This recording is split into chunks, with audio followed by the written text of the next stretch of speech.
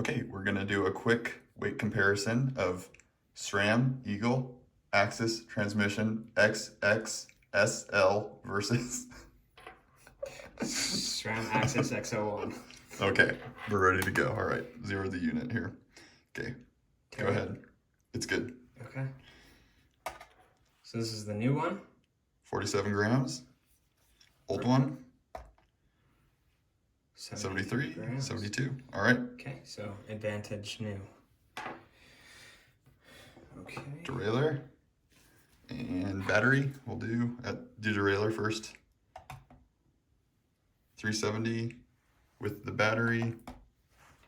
396, and with the little battery cover, that is kind of optional if you want it. 406. That's okay. 10 grams. That's 10 grams? What did they make that thing out of? Plastic. All right. Okay, new derailleur.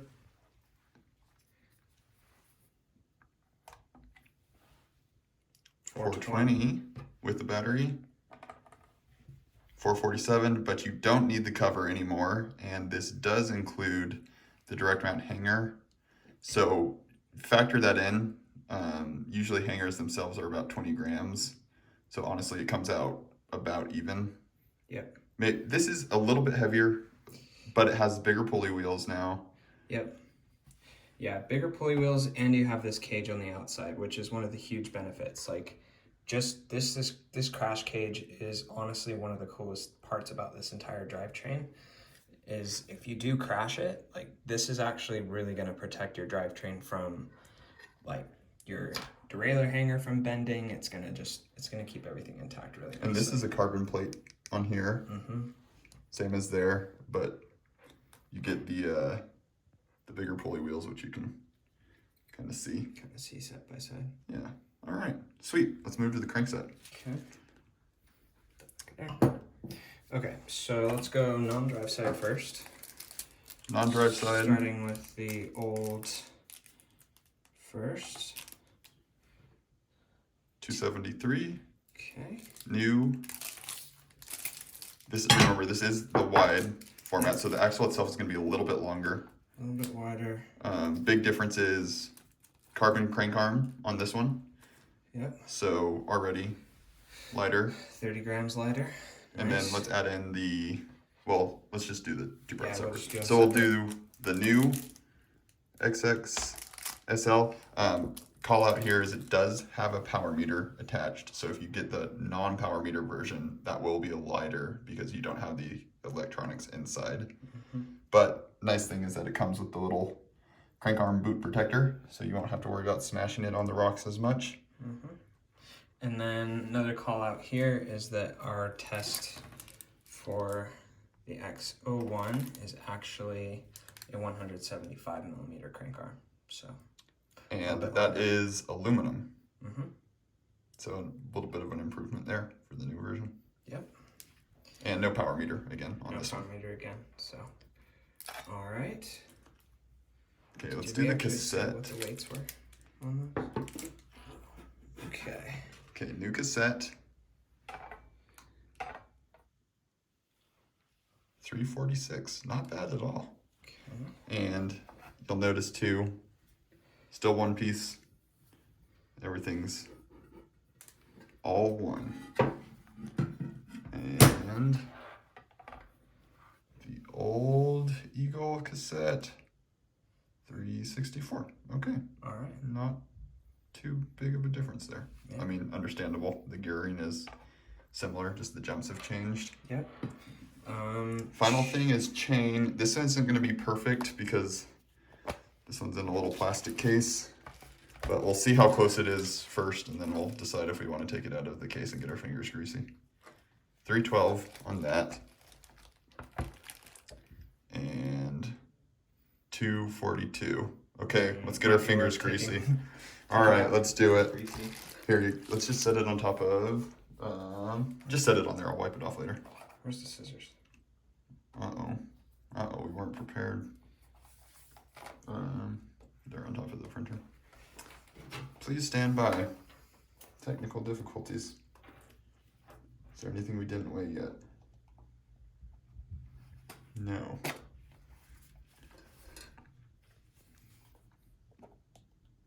Can he do it? Probably not.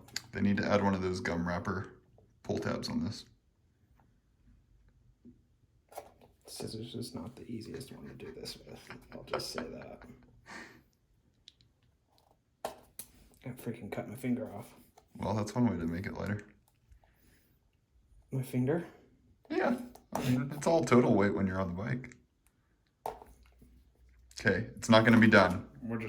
All we know is that the chain is the chain. We'll just pause the video. Okay, we're back. Chain difficulties resolved. All right, so chain with for the new T-type flat top. With the master links. 265. Okay. Okay. Not bad. Tiny bit heavier, and we did zero the scale, so it's correct.